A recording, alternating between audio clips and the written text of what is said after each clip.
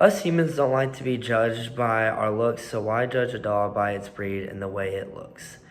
Um, by the end of my speech, I hope it helps everyone realize because of a dog's breed, it shouldn't make them bad, such as like Dobermans and Pit Bulls and other kinds of dogs that can be companions or be the best dogs ever, and they shouldn't be hated just because they were born the breed that they were. And right now, from experience, I can tell you that I have a Doberman that I've had a little over a year, and he's one of the best dogs that I've ever had.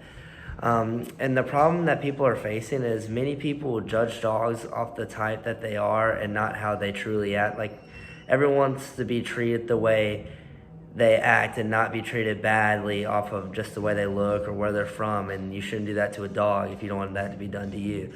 And also, these kind of dogs, like, they're kind of like bullied dogs, and they're having many like restrictions with them for like going into like campgrounds, or they can't go to certain dog parks because they're known for being maybe they're too aggressive, or maybe known for being too big or something like that. And it's just not fair when other dogs can go that are just as big maybe, or that can do just as much damage, but these dogs maybe look scary, so people get mad at them and don't want them to be in certain places.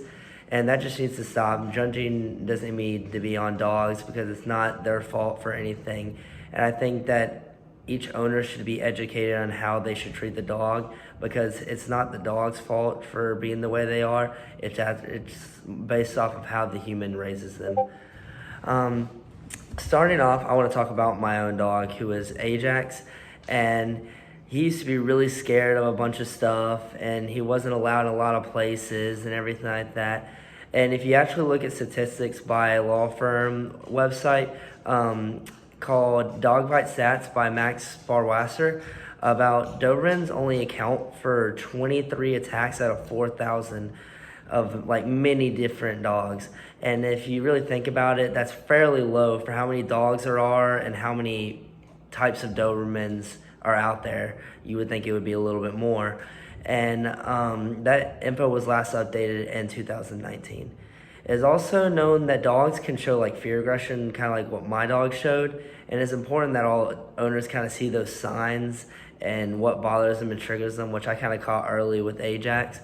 And this is talked about in the article called Pet Cube by Angela Vokovic on November 30th, 2017. That's why they talk about how it's important to do research and educate yourself about what triggers your dog and what makes them act a certain way, because any dog could be triggered by something that could hurt somebody, and they should just be trained and know what to do in that time.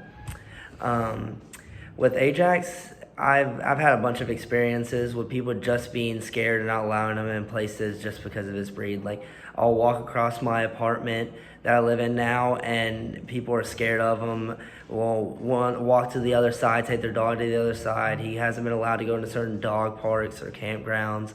And also, I'm trying to move into a different apartment now, and they won't allow him in because of the type of dog he is, which just isn't fair. When other dogs can go in and he can't because of just his breed, even though he's a perfect dog. I've taken him to training, and he knows all his tricks, and he was never aggressive to any other dog.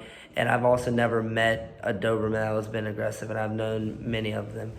The stigma against dogs should just not be a thing, because you don't want stigmas against you as a person. So why judge a dog that can't even control it?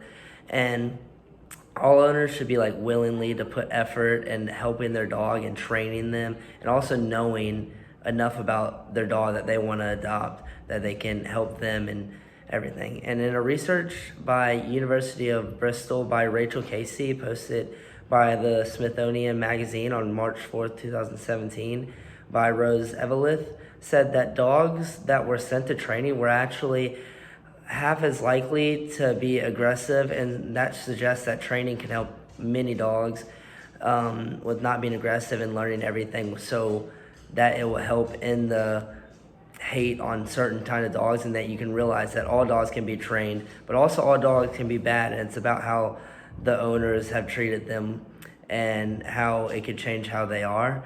And so hopefully that when everyone starts training the dogs, they can realize that they're all good if they're trained the right way, and they can go anywhere, and everyone realizes that. Sadly, many people think that these dogs are aggressive because of just how big and scary they look and how strong they are, but they're not. They're just big babies. But if owners were to do like researches on the personalities and the best methods of training, it will help people realize how the dogs are not bad, but as long as they get training, they can be better. And by doing all the training, everything you need to know about dogs and keep yourself safe and everyone else safe, and also just dogs. You don't want dogs to go against dogs. And so if they all get the training they need and the people know what your dog reacts to, everyone will end up being safe.